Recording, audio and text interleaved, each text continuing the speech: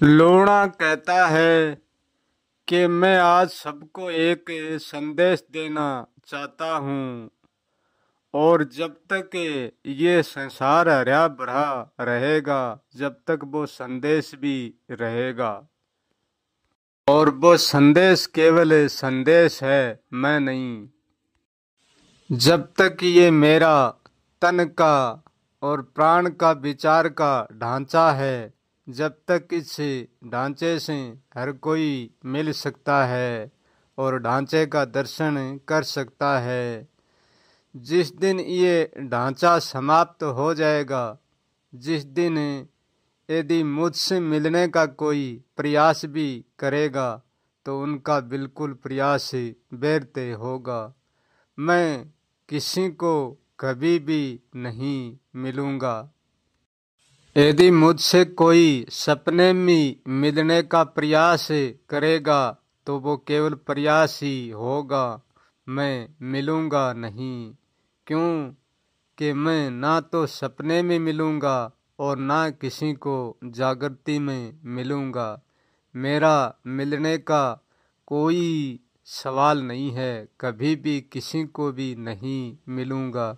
मैं सबसे सदा ही अमिला ही रहता हूँ। क्योंकि मिलता वो है जो कुछ होता है, वो मिलता है। मैं कुछ हूँ भी नहीं तो इसलिए मैं मिलूंगा कैसे। और इस ढांचे के बाद जो मिलेगा वो मैं नहीं, मेरा होगा। मैं तो किसी को मिलूंगा भी नहीं और जो मेरा मिलने वाला है वो कहाँ मिलेगा उसका क्या पता है। वो पता मैं आज इस सूत्र में बताता हूँ। जहाँ तीन चीजों का जोड़ होगा, शरीर का, प्राण का, विचार का, इस ढांचे में मैं मिलूंगा। इस ढांचे में मेरा केवल विचार मिलेगा और मेरा नाम मिलेगा। मैं कहीं पर किसी को नहीं मिलूंगा। मेरा मिलना सिर्फ मेरे नाम से और मेरे विचारों से है। वो ही मेरा विचार, मेरा नाम इस ढांचे में मिलेंगे। जिसके पास ढांचा नहीं होगा उसको नहीं, मेरा विचार भी नहीं मिलेगा और मेरा नाम भी नहीं मिलेगा। मेरा नाम और मेरा विचार जिसको भी जानना है तो उसको पहले ढांचा धारण करना पड़ेगा, तब भी वो मेरा नाम और मेरा विचार जान सकता है। मुझको नहीं जान सकता है। क्योंकि जो मिलता है वो सच नहीं होता और जो सच होता है वो मिलता नहीं है। जो मिलता है वो सच नहीं होता है और जो सच होता है वो मिलता नहीं है। उसी के साथ इशारा किया जा सकता है, वो ही कम से कम और वो सदा ही अमिला ही रह जाता है। उसका जानना इतना ही जानना है कि वो हमेशा अमिला ही रहता है। क्योंकि जो मिलता है वो बनता है और बिगड़ता है, जो नहीं मिलता है वो नहीं बनता है और ना बिगड़ता है, वो अटल अस्थाई होता है। क्योंकि मेरा मैं और मेरा हूँ बचेगा ही नहीं तो मिलेगा कहाँ से। मेरा मैं भी मिट चुका और मेरा हूँ भी मिट चुका। मैं को और हूँ को मिटने के बाद में जो बचता है वो कुछ भी नहीं होता है। बचने का उसमें कोई चांस नहीं है। सिर्फ एक बचने का मात्र उपाय देता हूँ मैं, परंतु बचता कुछ भी नहीं है। समझने के लिए है ये बचने का उपाय देना।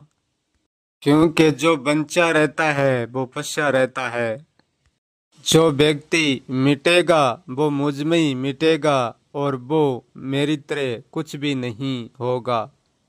जैसे कोई भगवान को सपने में मिलता है तो कोई जागृति में साक्षात्कार करता है, परंतु मैं ना तो कोई सपने में मिलूंगा और ना कोई जागृति में साक्षात्कार मिलूंगा।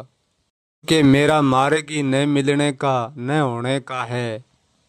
जो मेरा मार्ग जानेगा वो मेरे से मिलेगा नहीं, मेरे से मिटेगा।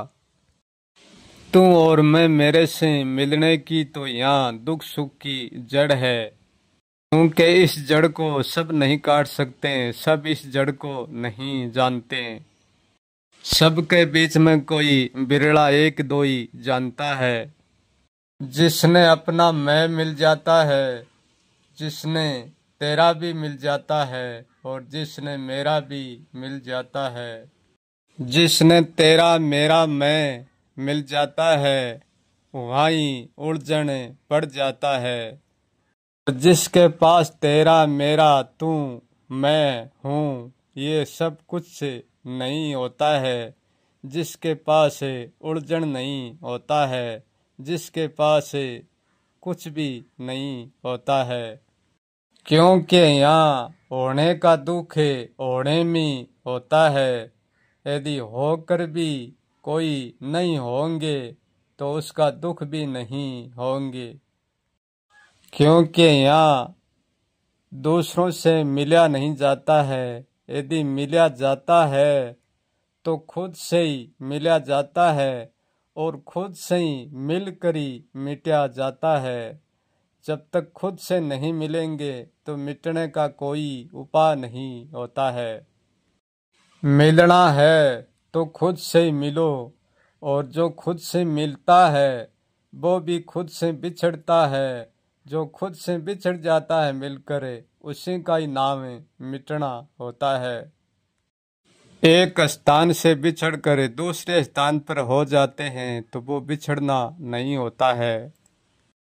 बिछड़ना उसी को कहते हैं कि उसका कहीं पर भी स्थान नहीं है, और जिसका स्थान नहीं है वो कहाँ पर भी नहीं है। जो होता है उसका स्थान भी होता है। क्योंकि स्थानम प्रधानम होता है। जब स्थान ही नहीं है तो फिर प्रधान भी नहीं है। इसलिए दूसरों से मिलने का कभी मत सोचना। यदि मिलना है तो खुद से ही, और जानना है तो खुद को ही।